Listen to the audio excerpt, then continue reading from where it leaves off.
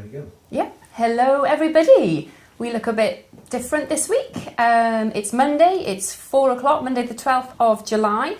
I'm joined by Kerry, the lovely Kerry from Gemmology Rocks, who is going to be doing a special live Q&A for us today, all based on gemstones. So we also have Andrew reading the questions this week. So I'm sure he's going to do a lovely job. I can see a lot of you already on the chat, you guys. Hi, everybody. Some people. Yeah, we haven't really got any news, have we? Well, apart from the big obvious news, which is our 100,000 likes. We finally reached our 100,000 likes this week, so that's our big news. Apart from that, nothing to report. Andrew, have you got anything that you would like to Nothing at all. impart? We did have a nice celebration when we hit our 100,000th subscriber. I see what you mean about this chair. Yeah. It does squeak a bit. Does that mean I can have a new chair now? Okay. So can everybody hear, first of all? So you do that, but we need to make sure that everybody... Can everybody hear me? Can everybody hear me? More importantly, can everybody hear Andrew? And can everybody hear me? Although you don't really need to hear me, but we do need to have hear a the look. questions. So thank you all for your congratulations for the 100,000. Amco, thank you very much. Yes, this is my Brilliant. this is one of my two suits that I bought by mistake. But Bit of a story there. Yeah. that's literally the only other thing that's happened to us this week. So yeah, brilliant. Everybody can hear us. That's great. So a lot of you, well, most of you already know Kerry from Gemmology Rocks. A lot of you have seen Gem and Gemstones, which is on a Friday evening at 6 o'clock. Kerry is a brilliant gemologist, and we're very, very lucky to have her here today. She's going to be answering all your questions. So yes, that's about it. I'm attending one of your courses on Wednesday, which I'm super excited about. It's the Diamonds for Designers course. Because there's a lot, as many of you know, I'm studying gemology. I'm more of a retail jeweller, but I'm studying gemology, so I can't wait. So can you tell us a little bit about what I can expect? Sure. Well, you know what to expect from me because you've done a course with me before. So it's Wednesday. I need to remember what I'm doing. I'm all over the place this week. So it's Wednesday. We're starting 9:30 through to 4:30. And the idea is to give people the information, the knowledge and the skills primarily to grow confidence in diamonds. And so it's looking at how do you identify diamond from simulants? Because testers are great, but they don't always work. I mean, we were just playing with one just now, weren't we? And it was really flaky all over the place. They are brilliant, but we go through how to use those correctly. But we also go through, importantly, how to look at a colourless gemstone and decide whether you think that is a diamond or isn't a diamond. So that's kind of half of the course. And then the second half of the course, we look at what are the quality features of diamonds, how do you assess that, and how do you then use those quality features to come up with a price, whether that's you buying the diamond from somebody, whether you're selling the diamond to somebody, that sort of thing. And then kind of time for questions and what anybody wants to know about diamonds, because most of it's in my head. So hopefully if people have a question, I know it and we can just cover it, or I can research it afterwards and we can come back with it. Brilliant. I'm so excited because we've got diamond testers here, haven't we? But even that in itself, you need training really to use, because there's so many do's and don'ts and rights and wrongs, and I didn't realise this until we were chatting about them when I was with you a couple of months back. So, I mean, there's that, and that's like you say, great, but it's not a standalone test really, is it, like you say? It's really not, and actually I've done a lot of research on this myself because I used to work for a large pawnbrokers, and a big part of my job was doing training in the company for diamonds and that sort of thing, and also looking at the equipment that we used. And the biggest thing that I found, and we were a huge company, we had 200 stores nationwide, was that most people weren't using the testers correctly. And actually even yesterday I answered a question on Facebook where someone went, my tester isn't working, and I went through and I think it was something like 15 steps that you've got to do to make sure that your tester is working correctly. And he was like, oh yeah, I've just done this one thing, which was one of the 15 steps, and went, it's working now. So it's all very well having the tools, but you do really need to make sure that you follow, ideally, the manufacturer's instructions to use them the way that they're supposed to be used, and that's the most important thing. Brilliant. Okay. Andrew, have we got any questions? Can we start right back at the very beginning? It's a very good place to start. It is Say that. Oh dear. So let us have a look. I've lost it. I just found it there.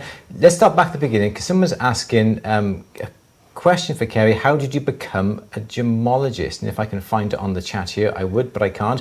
But yes, it was, how did you become a gemologist, Kerry? Okay, so this is normally a really long story. I try not to be wordy, so I'm going to make it as short as I possibly can. It was years ago now. How old am I? I'm nearly 42. So 22 years ago, I was working not so far from here, actually, in Newport in South Wales. I was running a pub, but the manager was on long-term sick leave, and I was just fed up with working so many hours, and I thought I need to do something that I can train on the job, because I'd been expelled from school. So I didn't have any qualifications, I didn't have any experience aside from working as a waitress in McDonald's and blah, blah, blah, blah, blah. I knew I didn't want to work in an office because I'd worked in a solicitor's office and I hated it.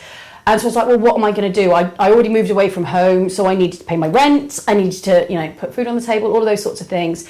And I thought, I know, I'll be a travel agent or an estate agent or something like that, where I'm working with people but I can get some qualifications. And I happened to see the advert for the jewellers, and I was like, yeah, I'll have a crack at that.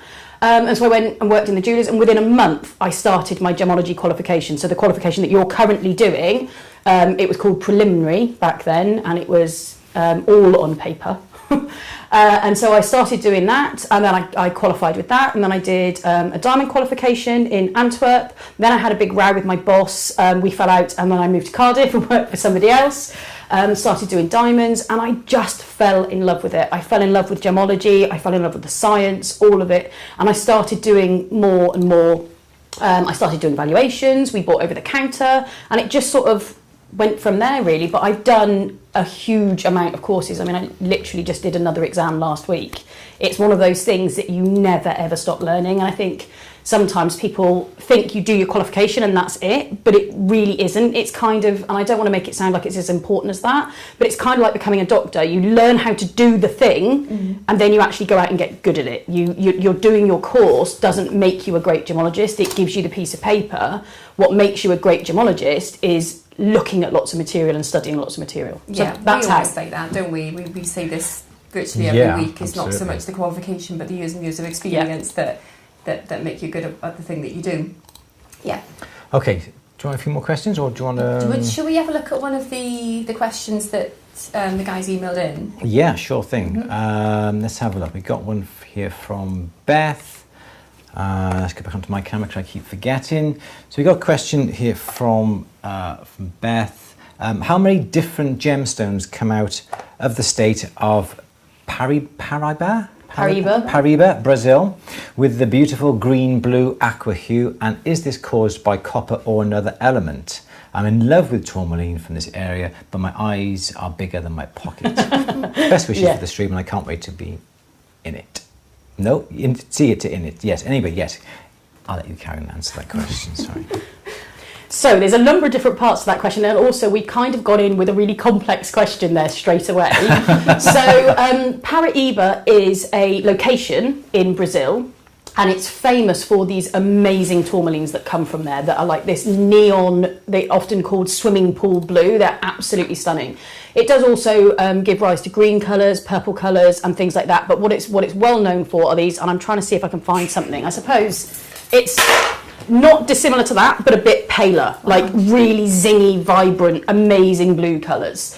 And so if it comes from Paraiba, it can be called a Paraiba tourmaline because it's a place, and this is quite a complex thing with gemstones and gemology. People will often use a word to describe a gemstone, which is actually a place in the world, meaning a stone that looks like one that comes from there. So a lot of you will be familiar with things like Colombian emeralds, Burmese rubies, and people will go, oh, it's a Colombian emerald. And what they mean is it looks like a Colombian emerald. It's bright green, it's that sort of quality. And the same is happening with these tourmalines.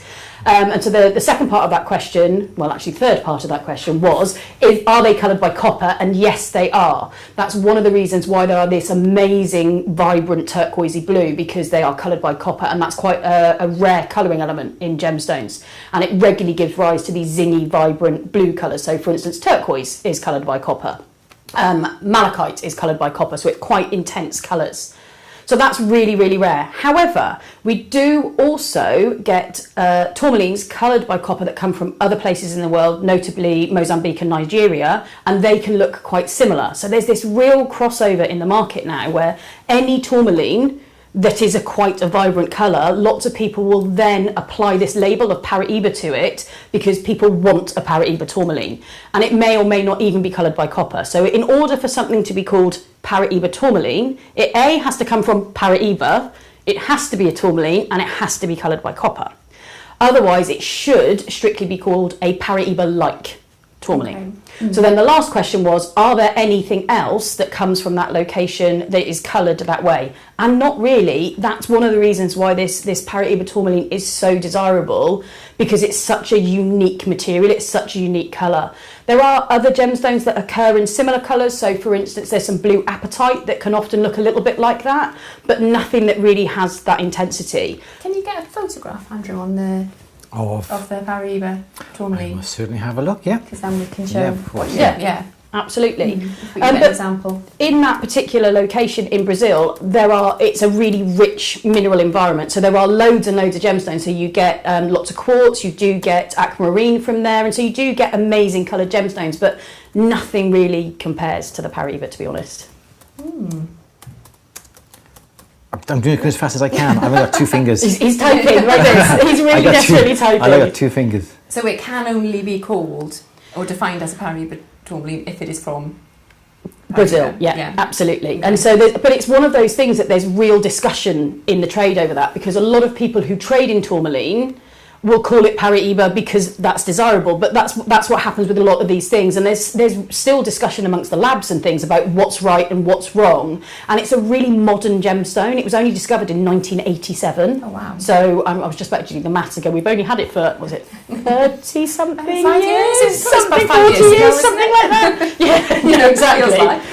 And so it's a really modern gemstone, and what you find is with a lot of the modern gemstones, because there's not historical things with it, it kind of comes onto the market, and because now what we do is marketing, all of a sudden the marketing language overcomes the scientific language, or the gemological or mineralogical, I can never say that word, I don't even know why I try, language, and it becomes trade words or marketing words rather than things that are scientifically true or what have you. That's when things get a bit dangerous then, isn't it? Yeah, absolutely. For purchasers, yeah. I've got that. Is that right? Is that a good example, Kerry? Yeah, that's quite a good example, yeah. So it's this beautiful, I mean, some people will probably look at that and go, oh, it just looks like a blue topaz, potentially. But when you see the best colour material, I mean, it's, I know gemstones don't make noise, but it literally sings at you. Like, it stops you in your tracks. If you're at a trade show and you walk past a Paraiba tourmaline, you're like, oh my God, that's amazing. Okay, let's try to find some more. Okay. Sorry, I just gasped at the picture that you've got. Yeah. That's a good example. Yeah, it's just vibrant and glowing, isn't it? Beautiful. Nice. I think. Yeah, that's really lovely. It does look really nice. It's like a swimming pool, isn't it? It is, exactly. And people often call it Hollywood swimming pool blue. Yeah. Yeah. Oh wow. Yeah, that is gorgeous. Okay. It's very, very expensive. Like Paraiba tourmaline from Brazil is thousands of dollars a carat, and there's so little material now that it really, really is difficult to get, and it's such a different price to the African material. There's a massive, massive difference, and that's why it's really important that it's disclosed correctly and people know what they're buying and there's some provenance to that. I was just about to say, is that another good indication of whether it is a genuine Paraiba or whatever it says it is? But then I suppose there are always unscrupulous people who will... Yes and no. I mean, if you've got, like, I don't know, you Google it and you're like, oh my God, it's a Paraiba tourmaline and it's 10 mil by 8 mil and it's $200 or £200, either you have the bargain of the century or it's not a Paraiba tourmaline. Yeah. You know, it is such rare, such pricey material, and a 10 by 8 stone is probably 3-4 carats. You know, you'd expect to pay $20,000 for that. Yeah. But the point is as a consumer, as a purchaser, even if you're in the trade, you're not expected necessarily to know all of that. You expect people to be scrupulous and to tell you what things are. But then you could just get somebody else selling something that wasn't, and asking massive money for it because people know that that's what it is and they know that it's expensive. So it is one of those materials that you do need to be really careful of, because there are a lot of people out there misdescribing it, misselling it. And so if you are investing that sort of money, you want to make sure that you're getting what you pay for. Yeah. But most people will have returns policies and things like that. Yeah. So you can get it checked with a lab or what have you. And, you know, if it's not what it says it is, you can get your money back, hopefully. But that brings us on to buying reputable as well, doesn't it? Yeah. Because you could look on eBay, you can look on Etsy, you can look on... I'm not saying that they are not reputable, because that's not for me to say, but then there are dealers on the internet who aren't reputable, and that's why it's so important to make sure that your sources are, which, I mean, you deal in stones, and you said that you value stones as well, not value stones, sorry, diagnose stones, so you can actually send your stones to Kerry and she will basically tell you what they are. I might always be the best person that you provide, along with the I mean, I've seen probably a small collection of your stones, and that probably, I don't know, a fraction of them. It is, so it's just so vast and it's amazing. So it's if it's not on your website, it's probably worth people getting in touch with you to see if you've got things, because the chances are you have. I have, but I might not have it cleaned and identified yet. The time it takes. What we only deal in recycled gemstones, and we're probably one of the first people in the UK, if not the only people in the UK, dealing primarily in recycled stones. And so we buy parcels of stones from jewellers, from pawnbrokers, and then we have to chip the crud. We were just talking about this. Boil the crud off the back of the stones, clean the stones, and then every single stone is identified by a qualified gemologist and then graded, priced, etc. And so it takes ages. And so you're right, what I've got is a fraction of what I've got, but if it's not ready, it takes forever to do it. But your point about buying from reputable dealers is absolutely true. If you wanted to buy any gemstone, yes, you probably can buy it for slightly less money on Etsy or eBay, but sometimes you'll also get import fees and things like that. And if it is somebody who you haven't bought from before and you don't know them and you don't trust them, until you've bought from them and you've built up a reputation and you've checked the stones, you don't know whether they're okay. Whereas if you buy from UK stone dealers like A.E. Ward's, Marcus McCallum, G.F. Williams, Weir's, those sorts of people, you are paying a little bit more, but you're paying for that expertise and you're paying for that trust, and you know that they employ gemologists, they know what they're doing, they check all of their stones. And also, if you're searching for something on the internet, you've got to think about how long it takes you to do that. Like, you've got to price your time. If it takes you 2 hours to save 20 quid, have you really saved 20 quid? What could you be making in that time? And so you've got to balance it all up, I think. Yeah, I think it's the peace of mind as well, that you're getting what you think you're getting, and you're supplying your client with what you're saying it is. Yeah, absolutely. Yeah, so important. I've got a quick picture here for a 62.12 natural. Wow. Tourmaline. Where's that from? That's amazing. I don't know. That's a willy whopper, that. Yeah. That is a willy whopper. Yeah, Okay. I mean, that's the sort of thing that if that is a Paraiba tourmaline, I will never trade that in my life, ever. That was Michael Johansson. Said, check this out, Andrew. Thank you, Google Michael. it. Yeah. Cool. Nice. Would you like another question? Yes, please. Okay, from Innes Temple. Hello, Louise and Kerry. I already have a question. Is it true that opals are not such a safe choice for rings? It depends in comparison with what. If you say, well, in comparison to talc, for instance, they're much safer. And so you've got to look at what are you going to do. I think from my point of view, whenever I talk to somebody about, is this stone right for this? You've always got to think about the objective, the lifestyle, and what they're going to do with that. If someone wants an opal in a claw set ring and they're going to wear it all day, every day, they're going to dig in the garden and lay bricks, no, it's a ludicrous idea. But if this is somebody who only puts it on occasionally as a dress ring and they go out to lunch in it, not a problem at all. People have worn opals in rings for hundreds and hundreds of years. It will also come down to which opal you choose. Some opals are more stable than others. Generally, Australian material and Brazilian material is often a lot more stable than, for instance, Ethiopian material. But again, if you go to a decent opal dealer, they will be able to tell you. And actually, if you talk to some of the real experts, so for instance, a friend of mine, Andrew Cody, from Cody Opals in Australia, he's done so much research into opals, and he's proven that actually there's a lot of them that are harder than others. And so if you Google what's the hardness of opals, you'll probably get like a very, very narrow range. But actually, in reality, the range of hardness of opals is massive. And so it will come down to the particular opal, how stable that is, because natural opals always have water in them. So they can sometimes dry out, they can crack, they can craze. And so if you have an opal which is particularly unstable, that's going to break. So it comes down to, how are you going to wear it? How often are you going to wear it? What are you going to do when you're wearing it? And do you have a particularly stable opal? Would it be worth using a triplet in a ring for durability purposes? Absolutely. I mean, if you want a solid opal, you want a solid opal, and that's that. But that's exactly why they make triplets, because they put a layer of glass or a layer of plastic or a layer of quartz sometimes over the top, and absolutely that protects the opal. It also magnifies the colour of the opal as well, so you see that. And if you've got a triplet, it's normally got a dark backing as well, and what that does is it darkens the body colour of the opal and makes the colours more vibrant as well. So absolutely a triplet would be considerably more durable, or even a boulder opal, which is when you've got a natural seam of opal still attached to the rock that it's sort of formed on, and so when you cut and polish it, you cut it with that natural opal over the top, but with the rock at the back. And that does the same thing as those man-made doublets and triplets by giving it some stability, because obviously rock's a lot more durable than a piece of opal, and it darkens the colours up as well, and so you get some really, really gorgeous boulder opals. Fab. So I suppose it depends upon if you're buying it from a store. The store should ask you, well, is it something you're going to be wearing every day? What's your lifestyle like? What's the idea? And then it's up to then for the store to advise you accordingly.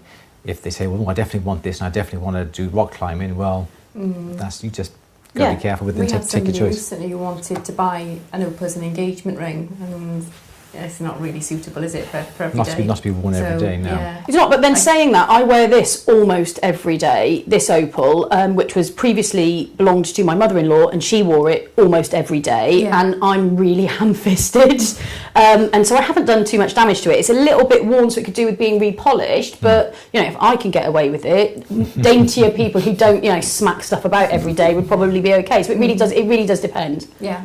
Okay, good. Okay, cool. I have another question here from Marianne. Can gemstones fade? I have a nice size amethyst that is lighter on one side. The simple answer to that is yes, some gemstones can fade, and amethyst is one of those that can fade. But also, when you're talking about amethyst, it might be lighter on one side naturally anyway. When quartz grows, it commonly grows it grows as quite large crystals, but when it grows, it will often grow colour zoned. Either from the base, it's often paler and then gets darker at the top. So depending on how the gemstone has been cut out of that crystal, you might have lighter and darker. So colour zoning in amethyst is very, very common. So it may have already had that already, and it may be that you didn't notice it before, or if the stone has got a little bit dusty on the back, you're likely to see the colour zoning a lot more anyway.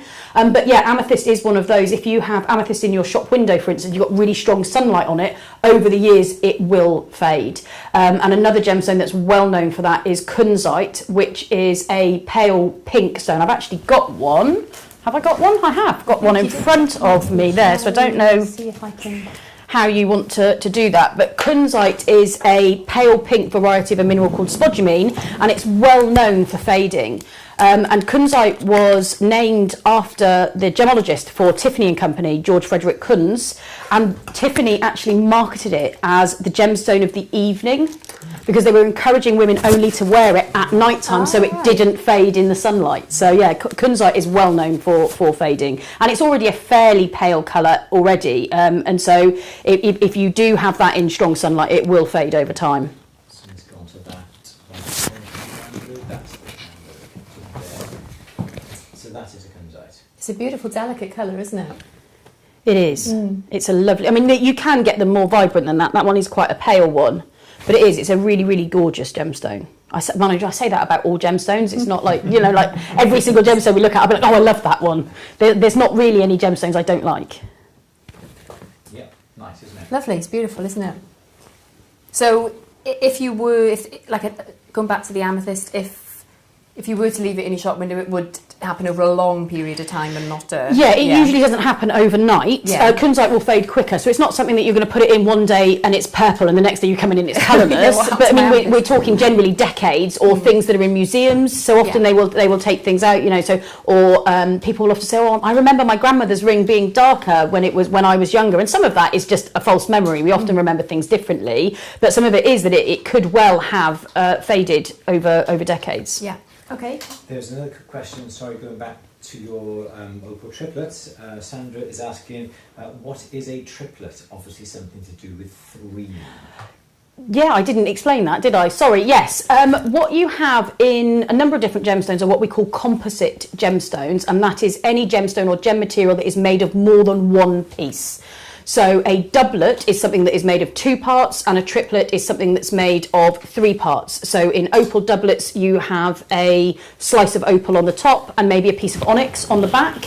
You have some artificial gemstones which are called garnet topped doublets, and those are used usually to imitate things like ruby, sapphire and emeralds. They're usually from the early 20th century or late 19th century in antique jewellery, and that has a really thin slice of garnet on the top fused to glass at the bottom. So those are examples of doublets. And then triplets would be anything where you've got 3 pieces of gem material. So like the opal triplets that we're talking about, where you have glass, quartz or plastic on the top, thin slice of opal and then a backing. Or there's a gemstone which is called a Sude stone, which is essentially the jammy dodger of gemstones, I always think.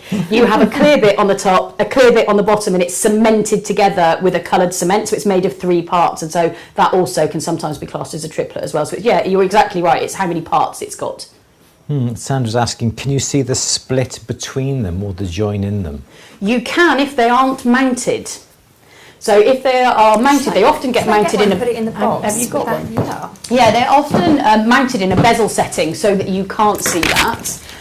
But yeah, if they are entirely loose, yes, you can. When you look at it from the side, you can see the slice of black at the back and the tiny slice of opal and the clear bit on the top. If you're looking at it when it is mounted, there are some clues that you can see. Commonly, when they get squished and glued together, sometimes bubbles get trapped in the glue layer. So as you're looking through it with a loop, sometimes in one plane, you can see some tiny bubbles in there. And you wouldn't expect to see bubbles in an opal, so that might give you a clue. And even if it's got quite a high dome on the top, if you flip it from the side, sometimes you can actually see that top bit is colourless and see-through, and so sometimes you can see that. So yeah, absolutely, when they're unmounted, easy peasy. When they're mounted, not so easy. Cool. I don't know if you can see. I think you can when you turn it a little bit. If I try and hold it this way, so you can see from the top, not. Don't know. Yeah, you can see. If you see from the side, I don't know how well. Yeah, you can. Yes, you can there. You can definitely see that. You can see that you've got the black base to the right of your screen, that really, really thin sliver of white opal in the middle, and then to the left of the screen, the dome is all clear plastic, probably in that one. Yeah. So that is a triplet. But you can imagine if that's in a bezel setting or a rub over setting, you can't see any of that side, so you're not going to see that. You're just going to see the colour from the top, and it's going to look like a grey or a black opal. Okay, cool. Yeah, it's not. Sorry, can't really see it. Can be otherwise. Yeah. We've got to see it from the side, haven't we? Yes, if you can see the 3 layers from the side. Yeah. Yeah. Cool. Nice one. Okay. I have a question from Mary. What would the cause be? We have a flashing light. Thank you very much for Pepe Tools. Thank you, Pepe Tools, for that. Appreciated that. Thank you. It's more than 99 cents, but I do appreciate it. Thank you very much, and I'll stop that if I possibly can. Yeah, make it stop. I'll stop that now. There we go. We got it. I did highlight a question just now regarding a labradorite stone that Mary has cut and she's polished, but the next day it cracks and turns grey in colour. What would be the cause of that? Any ideas? Well, most labradorite is cracked and grey in colour in the first instance. If you look at labradorite, what you generally see are usually flashes of blue to green colours on there, and that is due to the cracks that are inherent in the stone. Light bounces off those cracks, gets split up, gets spread out, gets turned into these colours, and you usually see blue to green. In the labradorite that comes from Finland, it's often called spectralite, and that one you can actually see all of the colours of the rainbow, but you only see those colours due to cracks in the stone. So if it's something that you've only just cut, you're not necessarily going to see the colour of the stone in the rough that you're going to see when it's been cut and polished. And so then when you cut and polish it, you're seeing the true body colour of the stone because you've taken any sort of roughness off. When you've got rough material, it's often frosted on the outside or textured on the outside, and it doesn't make it easy to see the true nature of the material. Once you've cut it and polished it, you're then going to get this grey body colour of the labradorite, and depending on the direction that you twist it or turn it, you're going to maybe see flashes of colour, but it might just be that you have have that sort of grade material that has lots of fractures, lots of fissures in it, and it may not be great for polishing. So it does depend on that. That's one of the things that as you will well know if you cut and polish gemstones, one of the things that you've got to think about is what's the quality of this material? Do I have cracks? Do I have fissures? Is it going to stand up to being cut and polished and worn? So I think that's probably it. Okay, cool. Shall we have one of the email questions again, Andrew? Yes, we shall. I've got to try and find them first of all. From Dylan. Dylan has been on there. Yep. Trying to get professional information on prices, price per carat, and what dictates prices. This is for a photograph he sent, and it was regarding Alexandrite. I think we looked at this one earlier, didn't we? So there was that particular stone there, and also that stone there as well. So do you want to leave them on the screen for you, or are you okay me taking them off the screen? Either way. Put you on them. So yeah, so I do remember us looking at this briefly, and this one again is probably not a quick or easy answer to this. I mean, actually, how much of things price per carat is not a quick or easy answer about anything. This particular stone is really interesting because Dylan has said that it's a synthetic Alexandrite, and it well may be. It is impossible to identify gemstones from images or videos. You can, if you are very experienced in looking at gemstones, you can recognise some of the features that you'll see in a picture or a video in the same way that you would recognise them in real life. But computer monitors rarely document things exactly as they are, and regardless of that, no matter how good you are, you still need to have the thing in your hand to identify it. But one of the things that I do know is there is very little synthetic Alexandrite on the market. So a synthetic gemstone is very, very specific. It's not just something that's man-made or something that looks like something else. In gemology, it's really, really specific. For something to be a synthetic gemstone, it has to be an exact copy of the natural material. So for instance, water, H2O, if that froze on the road outside, that would be natural water. In terms of gemology, if I put water in my freezer, I make ice, that would be synthetic ice, because it's exactly the same as the water that happens naturally. If I get a plastic ice cube from Wilco's, or from wherever, home base, whatever, that looks like ice, but it's not exactly the same, so that wouldn't be classed as synthetic. So what you find is chrysoberyl, which is what Alexandrite is a variety of, is a very, very rare mineral, and it actually has quite a complicated chemical structure. And so most of what is marketed as synthetic Alexandrite on the market is actually synthetic corundum sapphire. So synthetic sapphire that has a colour change. It's really quite rare and really quite expensive, synthetic Alexandrite. So that's not to say that you don't have a synthetic Alexandrite, Dylan. So the first step to finding out how much something is finding out what it is. What is the material, first and foremost? Then what is the genesis of that material? Is it a natural material or is it a man-made material? Then you need to decide whether it's had any treatments applied to it, because a lot of gemstones are improved by us doing things to it, either heating it, irradiating it, dyeing it, coating it, all sorts of different things. And then once you've done that, and you know what the material is, what the genesis is, what the treatments are, you then need to assess the quality of the stone. So you need to assess what the weight of the stone is, what the cut of the stone is, not just the shape, but how well it's been cut to reflect light and to show the features of that gem material. You need to look at the clarity of the stone, you need to look at the colour of the stone, lots and lots of different things, and then all of those factors together will come up with then the market price of that stone. So your particular stone, Dylan, you need to make sure that it is a synthetic Alexandrite rather than a synthetic corundum, and then look to whichever market it is that you would be buying that stone in and see if you can find comparables. So I'm not sure where in the world you are, but I know that there is very little, if not no, synthetic Alexandrite in the UK. And I know this because I had an inquiry for one a few months ago from a client, and I called 10 different stone dealers and no one had any. Lots of them have got lots of synthetic corundum, which, as I say, is often called synthetic Alexandrite, but none of them actually had true synthetic Alexandrite. And weirdly, 2 weeks after that, I found one in my own, going through my stone sorting, and found a synthetic Alexandrite, and I sold it within 2 hours because all of the gem nerds who are my friends were like, oh my God, I want one, I don't have one in my collection, and so it was gone.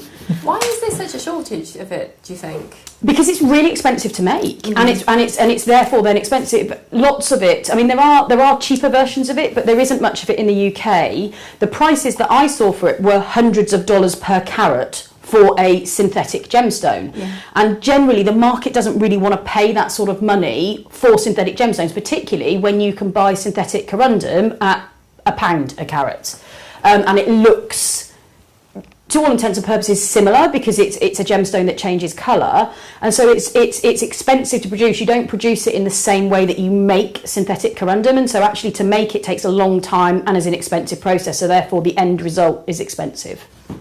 Okay. Cool. Okay. Interesting, isn't it? Shall we move on to Janet's question? Yep. As you're in the file, because I that have ties Janet. in a little bit. So Janet has asked, I know it's pre-war, possibly German. This is her ring, which she thought possibly might have been a sapphire. Yes. We've got some photos. I will. Yeah. Can I read out the question? Yeah, sorry, no, I chopped off the question. Yeah, sorry. This is possibly pre-war. Sorry, I didn't mean it. It's pre-war, possibly German, and the hallmark on the outside is unreadable. It's gold over the bezel and probably silver in the other area. My question is it the pink stone a pink sapphire? And I've lost it. Hang on. But I've said we are not going to know that from a photo. So this is the picture. So I think Janet's this is the question picture we've got. What would be the best way? Where would you start really in getting an idea on this stone? Yeah. So that's the stone there. That's one of them. There was a couple, wasn't there, Louise, on this one? Yeah, I think that's probably the best picture of the stone. I think the other one was maybe a photo of that one. Oh, that's quite good as well. Yeah, how's that? That's great. So, is it? I know you can't tell. So I'm going to start with that, because I'm always going to start with that as my disclaimer. So, yes, absolutely. I can't identify it from an image, but I have got quite a lot of experience of looking at jewellery and looking at gemstones. One of the first things that's interesting is it a ruby or is it a sapphire? Because ruby and sapphire are exactly the same gemstone. So they're all from the family of gemstones called corundum. If it is red, it is a ruby. And if it is any other colour, it is a sapphire. But there is nothing different between red and pink, except one is dark and one is not. And actually in the UK, we've got a word for pink, but in lots of languages, there is no word for pink. So for instance, in the Thai language, I believe there's no word for pink, it's just light red. Oh, wow. And there's a price difference between rubies and sapphires. Generally, rubies are more expensive than sapphires, and so there is also no rule. So generally, within the jewellery industry and gemstone industry, a lot of our guidelines are produced by an organisation called SIBJO, and they don't have a rule or a law or a guidance of whether something is red or whether something is pink, and that just comes down to personal interpretation. And what's really funny is if you ask a stone dealer, is this a ruby or sapphire? They will almost always say, I don't know, are you buying it or selling it? Right.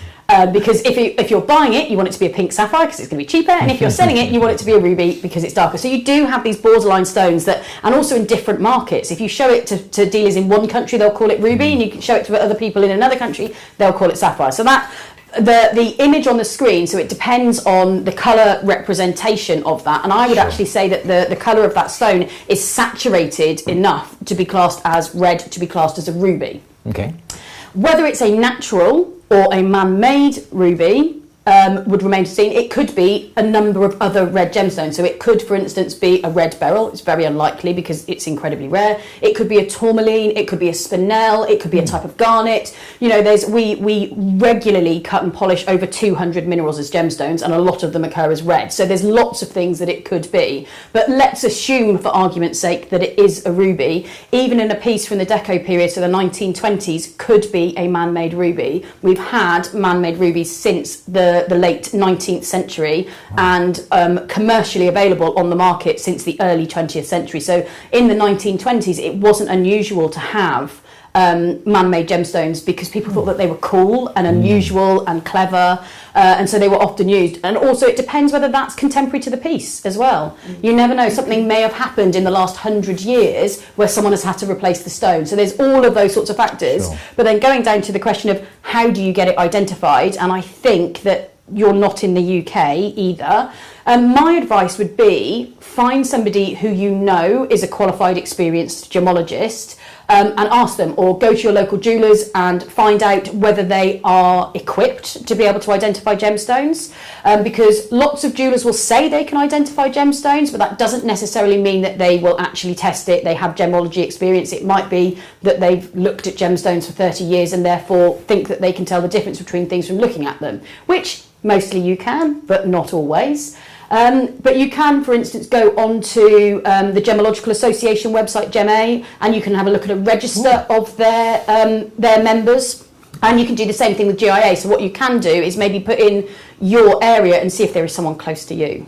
Just got another super chat. Thank you very much indeed for that. Yeah, thank you, guys. Oh, I don't know who that is. Voices Forever. Thank you so much indeed. Really do appreciate that. Sorry to interrupt you. No. I'm so excited by this. I want a flashy light now. I'm like so jealous. I don't have a flashy light. Although I don't think anyone would give me money for wittering on, so like I couldn't have a flashy light because it would just sit there dark and I'd have to pretend that my bulb was broken. I did have another question, but I've lost it already. Somebody asked about can you... Oh my gosh, I've lost it. It's hard, isn't it, this, Louise? He's really going to appreciate you. I found it. Can you identify a question from Thomas? Sorry, have you finished that question? I've just interrupted now. I think so. That? Yeah, okay. I think I've witted on enough on that subject, okay. yeah. So Thomas is asking, can you use fluorescence to identify a gemstone? That is Thomas's question. Yes, absolutely. We use fluorescence an awful lot in gem testing, even in standard gem testing. It's a piece of data. I mean, when you do gem identification, the first thing that you do is you have a look at the thing and you take into account how hard it appears, what the colour is, inclusions, etc. You do a full observation, and then from that, as an experienced gemologist, you've got an idea of what the material may or may not be, and then you'll go on and do standard testing, which will give you different pieces of data to help you identify the gemstone. So yes, absolutely, we use long wave and short wave ultraviolet light, and different gemstones have typical or characteristic reactions to those. So for instance, fluorescence is used a lot with diamonds because around about 30% of all natural diamonds will fluoresce to one colour or not. Most of them will fluoresce blue, and it goes from either weak through to strong, but they will also fluoresce other different colours. But natural diamonds will fluoresce stronger in long wave light than in short wave light, whereas synthetic diamonds, if they fluoresce, will often do the opposite. So that's a really, really good identification feature. And the other thing is if you've got, for instance, like a diamond line bracelet or a diamond cluster ring, if you put UV light on that, if none of them fluoresce, it's unlikely to be diamonds, and if all of them fluoresce all the same, it's unlikely to be diamonds. But if some of them do and some of them don't, then it's much more likely to be. But there's lots and lots of different gemstones that we use fluorescence for. So rubies fluoresce red. Natural rubies sometimes don't so much, but synthetic rubies will often glow bright red. We use it for emeralds, and there's two gemstones that look really, actually one of them we've just said is kunzite. Kunzite will almost always fluoresce, whereas morganite, which looks an awful lot like it, doesn't. And then you've also got citrine and scapolite that look almost exactly the same, or amethyst and scapolite that look almost exactly the same, and a lot of the tests that you will do will give you the same information. Scapolite will usually fluoresce and citrine and amethyst almost always won't. So yes, it's a really useful tool, but you also have to know what to expect and what does what. Okay. Just hoping that would work in the box, but I don't think it's going to. It's not going to work, is it, Louise? No, it won't work in the box, but it does. This one actually shows the kind of 30% rule quite well, actually. Yeah, it does, doesn't it? We used that on the course before. I don't think you can get it, yeah. You won't show it. No, but it's, yeah, that's a good one. Cool. Okay, another question here from Alexander Winton. Do you have any tips for seeing the spectrum in emeralds? Yeah, don't give up. My first tip about looking for spectra in stones is mostly people's issue is actually their expectation, because, and I think you'll probably agree with this, when we did our course, our Gemmology course a few weeks ago, everybody in the course was like, I find it really difficult, it never looks like it does in the books. And that's the point. A lot of the spectra that you see in real life doesn't look like what it does in the book. So you need a real good expectation. And actually, emerald is one of the trickier stones. Emerald is coloured by chromium, and it has quite a specific spectrum that you will generally see. But if there is iron in the stone, that will dull down the spectrum that you see. Emeralds also usually have quite a lot of inclusions and that sort of thing. So it's not unusual for it to be really, really tricky for you to see a spectrum in emerald. So from your point of view, what I would say is if you don't have a problem seeing spectra in every other gemstone, then you're already okay at seeing spectra, so that's not your problem. Maybe change your expectations, that you're not expecting to always see a spectrum in emerald, because it can be tricky, you don't always see them, or if you do, that it's often going to be much, much more subdued than the picture that you'll see online or in textbooks.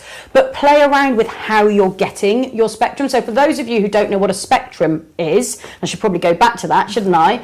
When we see materials that are coloured, it's usually because that material has absorbed some of the light. So as gemologists, we have a tool that we can use to have a look at which bit of light is absorbed. It's called a spectroscope, and you shine light through it and it spreads the light out into a rainbow. If you shine that light through a gemstone, if that gemstone absorbs some of the light, the rainbow that you see has dark patches in it, and different gemstones will have different patterns, and you can learn to recognise those. And so this is what we're talking about here. And so there's two basic methods that you will collect a spectrum. One which is called the transition method. So you shine light directly through the gemstone and you look through the spectroscope at it. I generally find, particularly with emeralds, that's the better way for me. So make sure that you've got a light that's strong enough, make sure your light's not too strong, make sure that you're absolutely in a straight line, and just play around with it. Or the second method is the reflectance method, where you will put your, in this instance, your gemstone, your emerald, face down on a black non-reflective surface. You will shine light through the gemstone, it will come out the other side, and you look at that light there. Is that a more difficult method or a more difficult technique? Because I just can't seem to get that to work for me at all.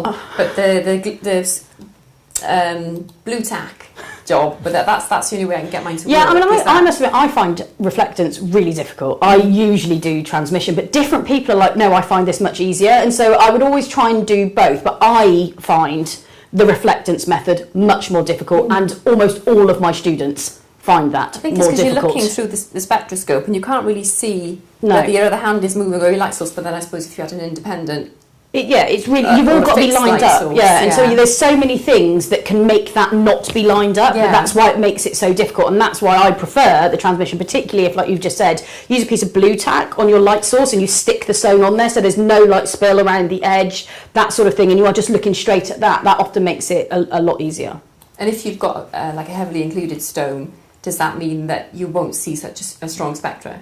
Not necessarily, you won't necessarily, because you've got to think about what you're analysing is the light that comes out of that gemstone. So if you've got a really dark gemstone, not much light is going to be coming out. If you've got something that is heavily fractured, fissured and included, it's likely to be scattering the light around all sorts of different places. So it's probably outside the scope of this chat to talk about exactly how to do spectra. I mean, in fact, I do a whole one-day course on how to look at spectra for that reason, because it's quite complex. But those are some of the things that you can try. But I mean, I think Andrew has put like my website address up there. If you keep trying and you're still struggling, just drop me an email and we can maybe have a quick chat through it sometime.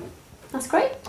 Absolutely. We got another... I think it's perseverance, like you say, isn't it? Because don't give up. Yeah. It's not you, is the main thing. It's not you. They are really tricky. Is it worth turning the lights off? Because I've got a black pillowcase. You remember, Andrew, when I first started using that? I was like, I think it's broken. It's not working for me. So I got this black pillowcase and I used to put it over my head. But once you, like you always say to me, once you've seen it once or twice, you start to recognise it, and it's just that perseverance. And it's not something you can just pick up and go, I know how to use it. It's just... But that's a really good tip that you just said. Turn the lights off. Do spectroscopy in the dark is a much. But I used to do that in the shop that I used to work with in Cardiff, and I used to go into the loo and turn all the lights off, and the goldsmith would commonly come in and go, "What the hell are you doing?" I'm like, "I'm looking at spectra, Jeff," and it's just like, "What are you up to? You look really dodgy." And it's like, "No, I'm looking at spectra, Dar." Yeah. Another quick question here. From Gillian, any tips on what to back a watermelon tourmaline to make it pop and not look so wishy-washy? I love watermelon tourmaline. Yeah, I mean, if you've got a wishy-washy one, there's nothing that you're going to do that is going to change the inherent colour of that. But and you are probably better to step in on this one, actually. But my advice would be potentially back it, if you're going to put it in a closed back setting, for instance, in a really highly polished white metal, because that's going to reflect light back through the stone. Or buy stronger coloured tourmalines, sorry. Or would you recommend put something like, say, tin foil behind it? Yeah, you could foil the back of the stone, absolutely. Something simple as that. Yeah. Something as that. I mean, I probably wouldn't put tin foil behind a stone in a piece of jewellery. I realised that. just because it would degrade over time and things like that. Whereas yeah. if you could highly polish silver or white gold or platinum behind it, that's gonna act the same sort of way. Of course, yeah. Absolutely. Or even paint it white behind it, or put a white backing behind it. That sounds silly, but you're going to then be seeing, because if you look at the tourmaline in light, it's going to look a bit wishy-washy. If you then put it against a white piece of paper, you're going to see the colours better. So you could potentially paint the metal behind it, or put, I don't know, a thin slice of white agate or bauxite or something like that behind it. Cool. Okay, so forget the tin foil. No, you can use tin foil. You can use tin foil, but it would just... I know. Silver foil, maybe. Could we use silver and metal? Yeah, tin. Precious metal. For Precious metal. Get a nice bit of silver, fine silver, roll it through your rolling mill, nice and thin, and put it in the back. That's what I should have said. From Janice. Tin foil. From Janice. I have a question. What is this rock? It is part of my deceased father-in-law's rock collection, and it weighs at least 10 kilos. And we have a photograph, if I can find it. Here it is here. And there it is there. Any ideas? I have some ideas, but I'm going to start with a disclaimer, and not the usual one of I can't identify things by pictures, because we've already done that. I'm going to start with a disclaimer of I'm not a geologist, I'm a gemologist. So I don't usually identify rocks. There are a few rocks that we use in jewellery. So for instance, lapis lazuli, jadeite, those are rocks. And so those I'm familiar with. But whilst I love minerals and I love rocks, I can commonly be found licking rocks at the beach and things. I always get told off for that. I'm not a geologist. That said, it does present like a lump of quartz, potentially. So you've got some purple colour zoning in there. You've got what looks essentially maybe like hexagonal colour zoning in there as well. And so my best guess, and that is all it would be from a photograph, is that it is potentially an aggregate of quartz, because it will commonly grow in those shapes, patterns, etc. And with that white material holding together different quartz grains and mineral grains and things. Is it something like you've got like a bit like an amethyst on the left-hand side? If it's purple, would that be something like an amethyst? Yeah, exactly that. Yeah. Cool. Okay. That was nice and straightforward. But it could be one of thousands of other rocks. All right, so there we go. We've got that one done. Okay, so that's all those questions there. I've got some more questions here. From Audrey, are there any gemstones other than rubies and sapphires that can withstand melting metal heat? Yes, it depends what metal you're melting. For one, because obviously platinum's going to have a much higher melting point than silver, for instance, and different gemstones will withstand different heats. There is a resource somewhere online, and I can't remember where it is now, that will tell you different ones, but primarily you're looking for oxide gemstones. So ruby and sapphire, absolutely, they'll withstand that. Spinel will withstand heat being cast in situ. Chrysoberyl will withstand being cast in situ, as will lots of other things, but those are the three that come to mind immediately that I know are really quite hardy, and you can absolutely cast it. And diamonds as well. Diamonds, and unless the material that you've got is very, very heavily fractured or fissured or included, because what will happen is those fissures will often be filled with air, and then when you try and cast with those, it makes the gemstones explode. But yeah, those are some that will definitely withstand it. Okay, because I've done a bit of melting, haven't I? Melting bits of silver around stones. Some withstood. I think the ruby I did actually just split in half. Most probably was fractured or included, I expect. Yeah, I mean, things like peridot won't stand it, amethyst won't stand it. Yeah. Tourmalines are often very, very included, but also they won't, I don't think, unless it's really, really low heat. So is it dependent upon the Mohs scale? No, it's not really. Although the oxide gemstones do tend to be harder because it's part of that, but it's not just hardness, it's toughness more than anything really, and not toughness, sorry, stability, so the ability to withstand changes in heat. Yeah, okay. Because Mohs is just a surface property, isn't it? So it's just literally whether it's just its ability to withstand scratching and abrasion, so it is just literally a surface property, and toughness is a body property. I get confused between the two. Well, this is why you have a highly educated gemologist with you, because Louise knows this stuff. So going back to the Paraiba Tourmaline earlier on, Romy's asking, so how do you determine if the Paraiba Tourmaline is actually from Paraiba? I don't.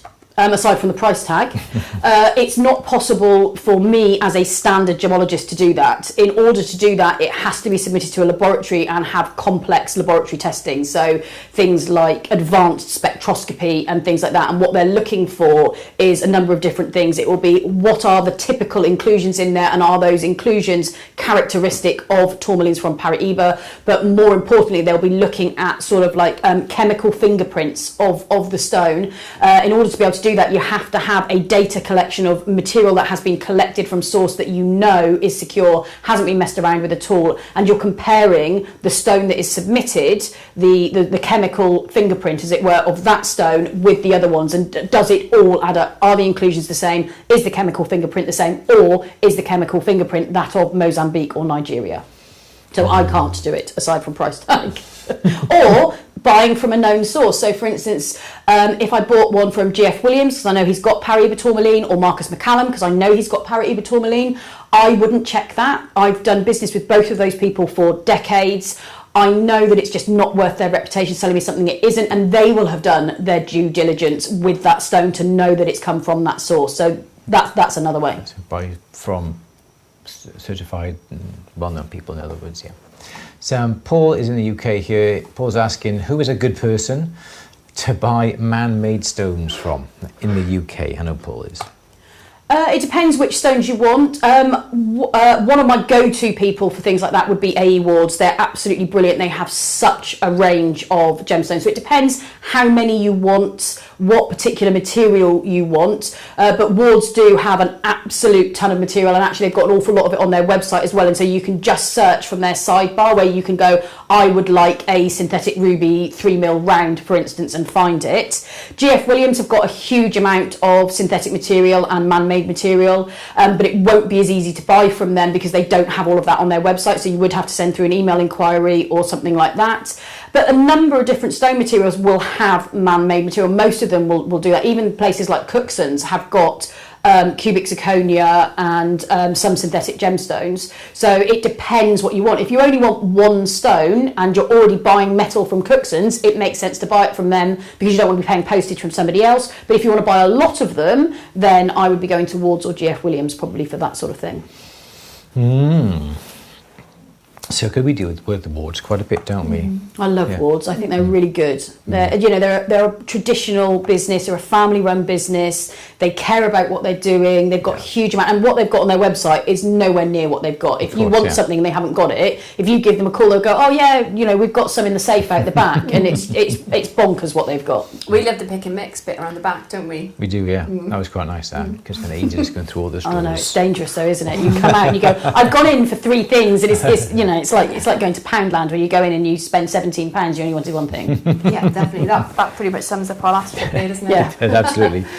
Obviously now with this chair again, with the pandemic and hand cleansers and sanitizers and hand creams and so forth, Rebecca was asking, is high grade turquoise going to change colour over time? Is it likely to be damaged by soap and hand creams, etc.?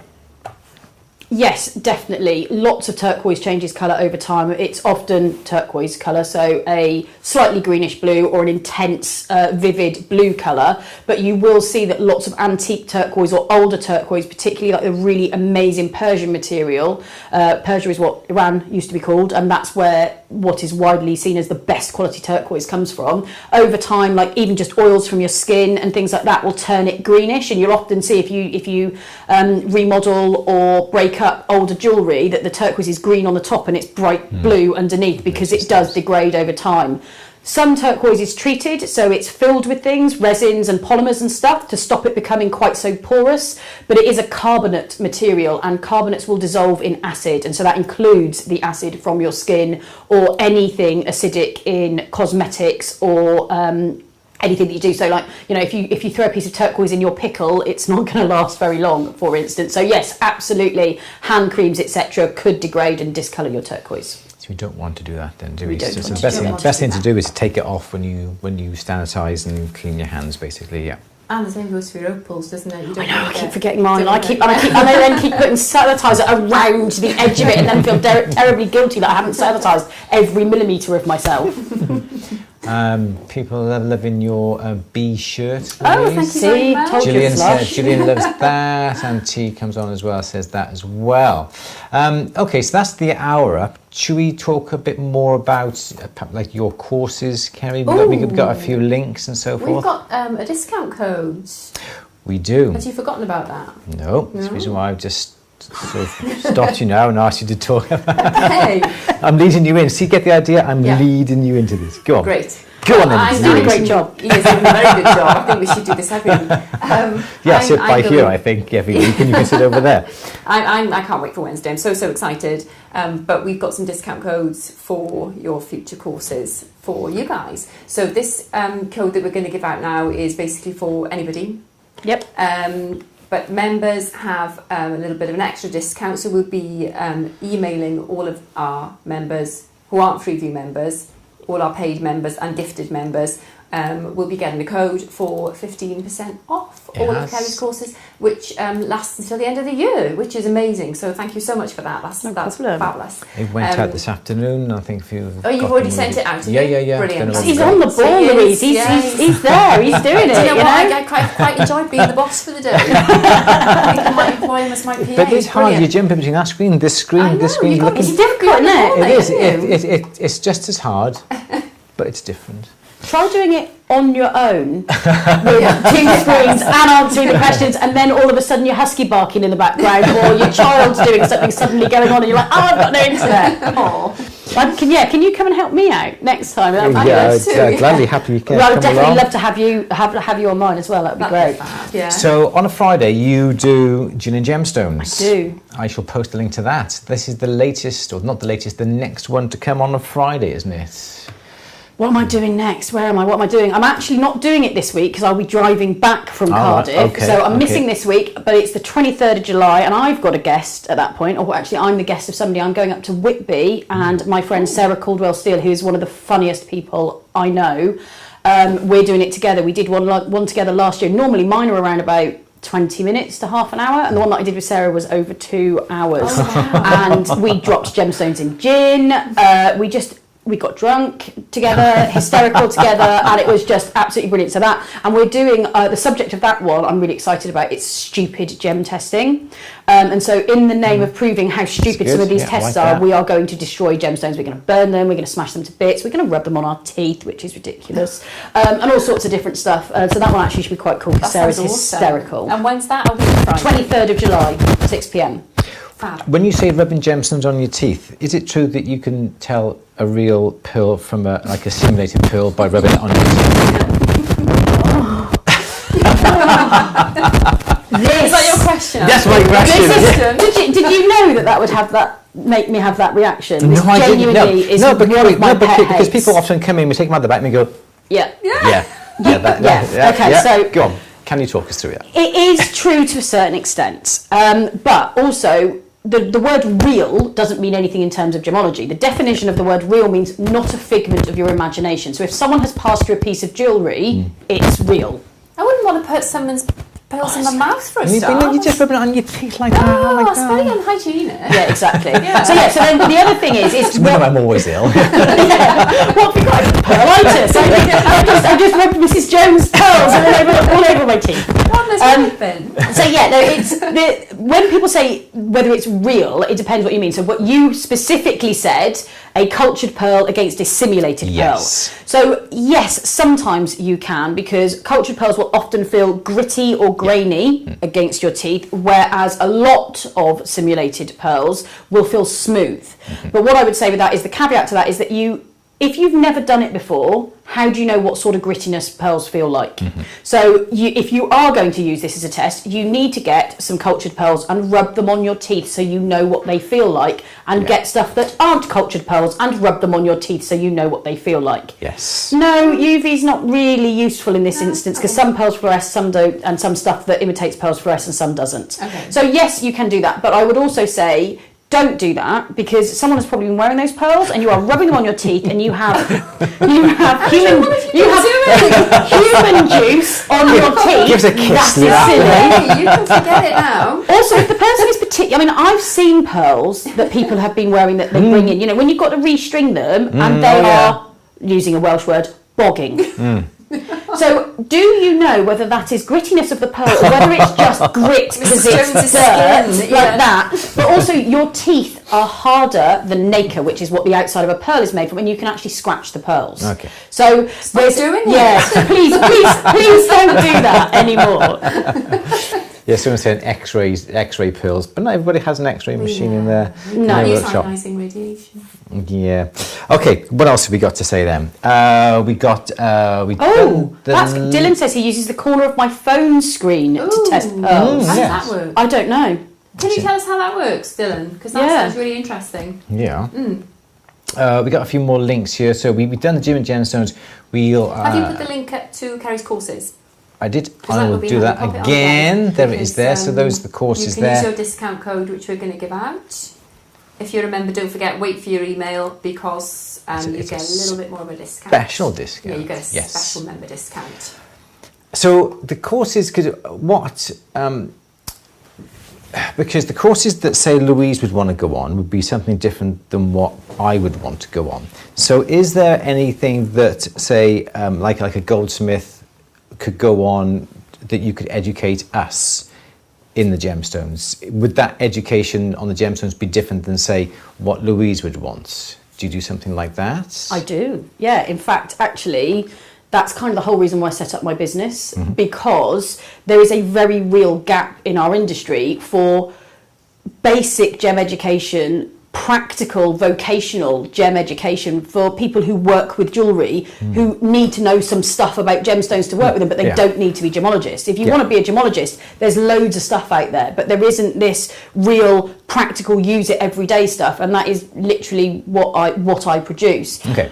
And so I've got one course which is designed for exactly that. It's called Gemstones for Designers, Jewellers and Makers. It's a virtual course which is then backed up with face-to-face classes like the class that you're doing on Wednesday on diamonds, and then we do a gemstone class like that as well. But the virtual class is a 10-week class, or a 5-week class in the summer. So you get 10 hours of live tuition about gemstones. Okay. You get 20 gemstones, which you get to keep, which help you to look at the gemstones. We talk through things that you're supposed to see, and you also get a set of gem kit tools as well. So you get a cloth, a loop, a scoop and tongs, and we go through common and commercial gemstones, but with a view for what you need to know when you're working with them at the bench, for instance. So what are the recognition features? What makes them more expensive or not more expensive? What should you be able to do with them in a workshop environment? What advice would you give to your customers? And so it's that stuff that you need. Okay, basically. and is that available just to the guys in the UK, or is that available worldwide? No, I've just had someone from Singapore and Canada sign up to it. So it depends on what your time zone is, because one of the things that was really important to me was that we didn't have static courses, because people often sign up to a course and then don't do it because there's no accountability. So we have a class and people turn up. Yeah. So the issue is that if you're in a different part of the world, you can't always turn up. Yeah. But the other thing is all of our classes are recorded. All of the webinars go onto our learning platform, and so throughout the whole duration of your course you can re-watch any of the live webinars. So if you were somewhere else in the world, you could watch it, but if there was a particular time zone that it suited, as long as we had enough people to fill a course, I would put one on at a different time for people. Excellent. Brilliant. Interesting. Jacqueline is saying, love the course, highly recommend it. Oh, thank you. Yeah. And I know Fiona, spoke to Fiona earlier, and she took Fiona's your Diamonds for Designers course in Plymouth, and she thoroughly enjoyed it. And we had a great stay. Yeah, we went out for gin afterwards. I mean, you don't have to drink gin to study Gemstones, but I just do things the way that I like them. Did so that's you just what we go did. around the corner to the Plymouth Gin? That's exactly what we did. Yes, exactly. We did. I'd already booked a table. I was like, afterwards we're going to go for gin, and then we went for fish and chips. It was brilliant. Best thing to do in the So we'll probably be in Cardiff Distillery on Wednesday. So maybe you should get the train. We'll see. Okay, what else we got? We got some more links. So we got the discount code, which we'll put back up there. That's the 10% discount code. We can put these on at the bench later on as well, can't we? We will, but absolutely. if you're a member, you will be emailed your code, because that is for members only, the special code. Yes, exactly. Yeah. So that isn't available on here. You should have that emailed to you. Yeah. We've also got a link to Kerry's Facebook page coming up on there now. Give Kerry a follow, because you get a reminder then for Gin and Gemstones on a Friday night. It's always great. Yep. We always miss, unfortunately. I'm sorry about that. Well, I know I always miss yours as well. It's because we're in work, isn't it? Yeah, we're always working, so I do apologise for that. And we've also got the Gemology box on Instagram as well. So I hate Instagram so much. Michael is saying cabochons, the flatter the bottom, the easier to set. Is that true? it's going to be a lot safer and easier to set, yes, because they don't sort of rock around, do they? I suppose. But a lot of gemstones are rarely cut as flat bottomed cabochons. So rubies and sapphires, natural ones, you would never expect them to have a flat base. And why would that be? Because it conserves weight. So therefore, because we buy gemstones by the carat, which is a weight, it makes the stone heavier, but it also makes the colour better. So it makes the stone less likely to break as well. Because if you've got a flat base, you've got this, which is essentially a corner, so it's much more likely to chip or fracture that. Whereas if you've got a curved one, you've then got this fatter bit, which is much less likely to chip. So does that apply then more to opaque cabochon rubies and sapphires? Does the thickness of the material alter the colour, even if it's opaque? No, not really. Okay. No. Okay. Cool. Okay. Cool. Is that why they make carbuncles? Cut it in a carbuncle for the colour, because the colour's too dark? Yeah, it's the other way around. So, so a garnet carbuncle, is that what you mean? Yeah. Yeah. So you've got a hollow out, and they do that because the garnets are so dark that if you don't do that, it just looks black. So they cut the top and then they hollow out the back so that light can actually get through and you see the red rather than it just looking like like that one when we looked at it. Yeah. Christina is saying, would you be offering setting courses? In the moment, I'm in Canada, not really setting course. No. Well, our face-to-face courses, we do collaborations. You see, so we've got a course up in Lancaster in October where on the first day I teach about gemstones, and then Rachel Hearn, who is actually a previous student of mine, she is a jewellery tutor and she's doing a setting course there. So that's something that we could collaborate on. And it's something that potentially, I presume it could be done virtually, but those ones we actually do face to face. And so I am not a goldsmith. I don't teach anything that I don't have expertise in, and so I definitely couldn't do that. So a settings course would absolutely be your field. Well. Okay, cool. And Audrey's asking, in the US, will courses certify people taking the course online? Static. We do, yes. I'm not quite sure why static is on Kerry's mic. What's that done? According to, I can't see anything static on there. Oh my God! On there. Is static terrible? Are you still? Is your mic still on there? Yeah. Is that still on? Is it catching on your? No. It should be I okay. don't know. God, that would have been a lot of chins there. Kerry's necklace is rubbing on her mic. Is it? Is that better, guys? Is that okay? Is that better? We'll have to see. Okay, so in US, will courses certify people taking the courses? So is there any sort of certification that you have? Do people receive like a certificate or something? Better, I think. Yeah. Sorry. Great. Thank you, guys. That's okay. Yeah. At the moment, the Gemstones for Designers course doesn't have any certification. We are going to be putting it through shortly for CPD accreditation, which is something that is worldwide. Yeah. But something that I will be working on shortly is getting our courses accredited with a vocational provider. So that's one of the dreams for the business, is that we will be accredited with either NVQ or City and Guilds. And so I would have to check whether those things are transferable to the US. What I would say is the skills skills are transferable. Of course, yeah. It hasn't been designed as an accredited course. It's not about giving you a piece of paper. It's about giving you knowledge and skills that you need. So if you need something that's accredited, then our course isn't for you. But if you need something that helps you do your job, our courses are. Sorry, that sounded really salesy, didn't it? No, because we inquired about sitting in guilds, didn't we? Yeah.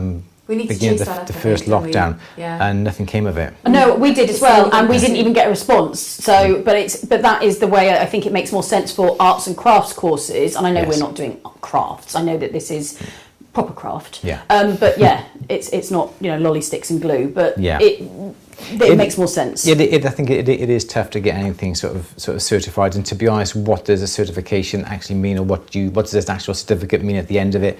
It just means that you've actually just taken a particular course. But as you say, if you've learnt the skills, those are more transferable than a certificate. Yeah, definitely. Can you, Benny was asking, how can I get into a gemologist class?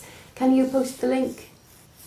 I actually don't run any classes to teach people to be gemologists at the moment. I've gone away from that. But if you want to become an accredited gemologist, the two places that I would strongly recommend is either GEMA or GIA, and both of those do courses around the world. And if you want to have a chat about which course is for you, we offer free development chats, and that's not whether you want to do education with us, just wherever you want to do education, you just want a bit of advice of it, because I have done the entire GEMA syllabus, I have done the entire GIA syllabus, I have done the FEIG syllabus, so I've done a lot of them, so I can give you advice about how you can study and things like that, and we offer that just as a free service. And you're doing the GEMA, aren't you? Yes, I'm the doing foundation. yeah. Yes, so just post on the GEMA website. Yeah, it depends what you want, doesn't it? If you want a formal qualification, yeah. But then, as you say, this is what you're looking into developing, which is really exciting. Lots of work. Yes. I'm actually going back, and obviously because I haven't done enough education myself yet, I've actually just been given an unconditional offer for Canterbury Christchurch University, and I am doing a diploma in teaching and education, so I will be a qualified teacher. So that will help with sort of like, I suppose, the robustness of the education that we provide. Whilst I've done a lot of research in it. Well, you get bored, don't you? Otherwise, but it's really important to me that our courses are done in a professional manner, and so. Well, I've been on one of your courses, and I can say that they are 100% professional and fun and engaging, everything that you want a course to be. So yeah, if they're going to get better, then I'm super excited for that, because I already think they're brilliant. Yeah, I don't want to lose the fun. I mean, that's one of the big things. Is education doesn't have to be arduous and boring. That's what sticks in my mind. If something's fun, I remember the funness, and I associate it with the learning and the. Does that make sense? Yeah, no, absolutely. I mean, it's like we all remember funny stories, or we remember when we did something exciting. Who remembers sitting in a class and someone talking at you with a monotonous voice? No one. You remember smashing stuff up in chemistry, or you remember a story about something. And I remember that because I read it in a book and it was part of a story or whatever, and that's what we try and put into our education is looking at different people's learning styles. So not everybody learns from looking at a screen or what have you, but also that if it's engaging, you're going to want to do it, B, you're going to have fun, and C, you're going to remember it. Yeah, definitely. Haywood's Jewellery, saying hello to you. Oh, yes. Don't forget the degree at the quite BCU. Right. God, yes, sorry. You are so, oh my God, I'm even a guest lecturer for them. How embarrassing.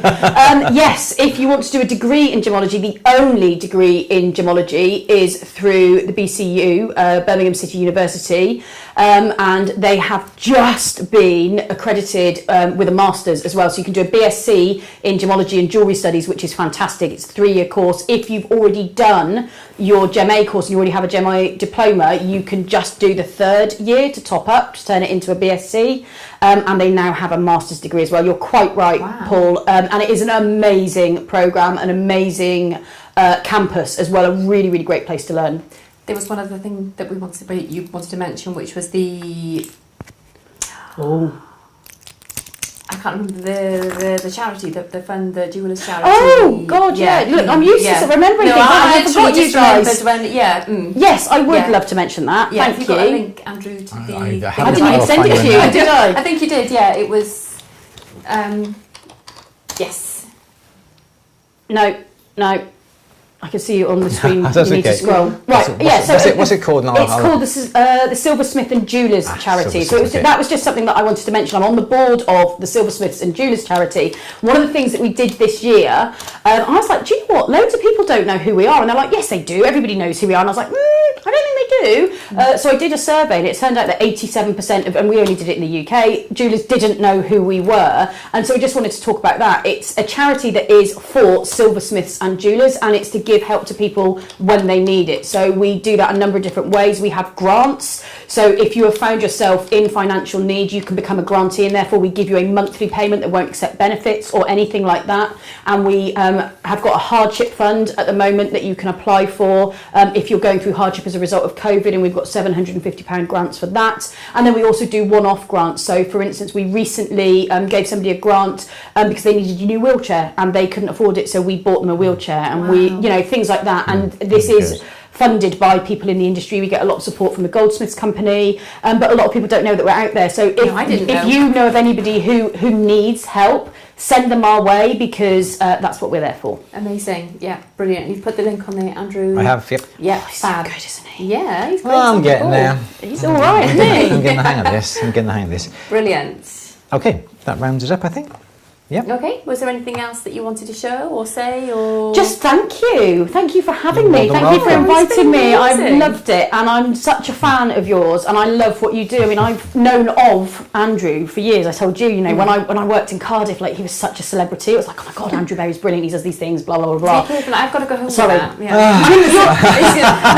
What I have found is now that I've met Louise, I think she's more brilliant. So, She's a lot better looking. but yeah, no, so I really appreciate that you've had me on. It's been lovely, and I genuinely appreciate it. Thank you so much. Oh, There you're are very loads welcome. more It's our questions, but pleasure. unfortunately we just can't get around to answering them all. So perhaps Wow. we can So you'll have to come back, Kerry. or we'll come over to you and stay for a few days over. Yeah. Because a lot of my gemologists need to learn about jewellery, and I don't know anywhere near enough about that to teach like you do. So you could absolutely add value to, So we can do to it my both people. ways, can't we? Excellent. So I'm just so excited for Wednesday now, and I will tell you guys all about it On Monday, a week next today. week. Yeah, it's going to be fab. Yeah. So don't forget, the code is. There it is. The code is. There you go. ATB YouTube. ATB. No. YouTube. Oh, that is it. Yeah. Yeah. Great. ATB YouTube. Yeah. Members. At the bench members, you will get your code emailed. You'll get your special extra discount code. You can only use one. Don't try use them both, because They won't work. yeah. So if you're a member, a paid member or a gifted member, you'll get your code emailed, special code emailed to you. That's I it. think that's it then. I think I got nothing more to say. Everyone loves it. Sandra, Romy, Gillian, Brilliant. Bonnie, all thanking us for today. We provide so much information to jewellers. Fun seeing the change of seats. Big thank you to Kerry and Louise, and your assistant Andrew. Thank you, Amber. I'm doing my best. He's very trying, isn't he? Trevor's trying to get over the concept of human juice. Oh, sorry. We were. Sorry about that. Are you going to stop rubbing the pearls in your teeth, Andrew? No. Oh, you must stop. I'll wipe them with a cloth first of all. Oh, perhaps, that's all right then. To get some of the human. Because everyone knows that wiping with a cloth feels the human. COVID times, Andrew. At least wait until the pandemic's over. Please. Right, that's it.